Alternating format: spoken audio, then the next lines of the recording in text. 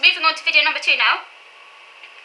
Well, I'm going to be guiding you through a recipe for peach or raspberry cake, which I made it about 2 weeks ago.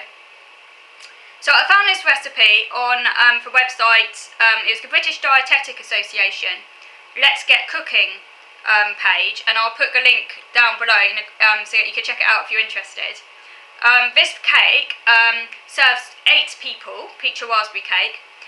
So what you need is 1 times 400 gram can of peach slices in fruit juice, or 4 fresh peaches, so one of those. So you could either have a can of peach, 1 times 400 gram can of peach slices of fruit juice, or 4 fresh peaches. I used the fresh peaches because they're currently in season. 125 grams of fresh raspberries, 150 grams of unsaturated fat spread. I think it's an olive oil based spread. 150 grams of caster sugar. Now I massively cut down on the sugar content because I think 150 grams is quite excessive, and I'm trying to make cakes with very low sugar because you don't really need that amount of sugar, so I only added, I think it's just short of 2 ounces. But like I say, if you do have a sweet tooth and you want to follow the recipe to the letter, it'll be 150 grams of caster sugar. But if, like me, you want to cut down on sugar, you can do so and it won't affect the integrity of the cake. I cut it down to just under 2 ounces, so about 40 grams.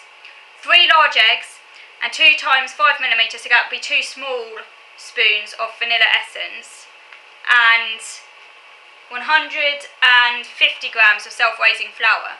You preheat the oven to 190 degrees. If you've got a fan oven, that'll be 170 degrees fan.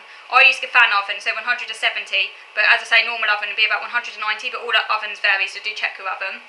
Grease the cake tin with a little oil, or use some greaseproof paper to line the bottom of the tin and then grease the sides. I didn't bother using greaseproof paper, I just greased it with some oil and that was fine. Use a 22 centimetre cake tin. Open a can of peaches and drain off all the fruit juice. So that's if you're using a can of peaches. If you're using fresh peaches, then you chop them. Place the raspberries in a small bowl. Place the spread and sugar in a large bowl and beat until soft and pale in colour. Crack 1 egg into the small bowl and add to spread mixture. Beat in well and repeat with the other 2 eggs. Beat in vanilla. Sift flour into bowl and gently fold into creamed mixture with spoon or spatula. Spread mixture into bottom of tin. Arrange sliced peaches or raspberries on top of the cake mixture.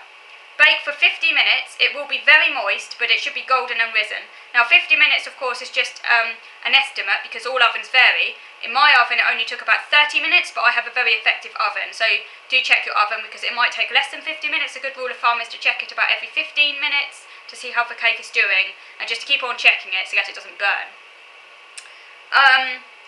Cool on a tray and then turn out onto plate. And it's recommended that you serve this cake, if you're going to have it warm, it recommends serving it with crème fraîche. I had it with some crème fraîche and that was really nice. It was almost like a pudding, and it tastes a little bit like Eve's pudding, which is kind of like a sort of sponge cake with kind of like an appley puree on top, which I've tried before. It was very similar to that. It also goes well with custard. If you're using a tinned peaches, you could use the leftover peach juice in a smoothie so it doesn't go to waste. You could use 300 to 75 grams of stoned plums, chopped apple or chopped rhubarb instead, so this cake is quite versatile. It also freezes really very well. It freezes for up to a month. I put some in the freezer and I had some defrosted recently, and it does freeze very well. So you wait for it to completely cool, which will probably take you about an hour. And then when it's completely cool, you put it in the freezer. I slice it up so it's already sliced, and I put it in freezer bags. And as I say, it keeps for about a month, and it does freeze very well because when I took a piece out and once it was defrosted, it still tasted really nice. And it's a really good cake, very summery.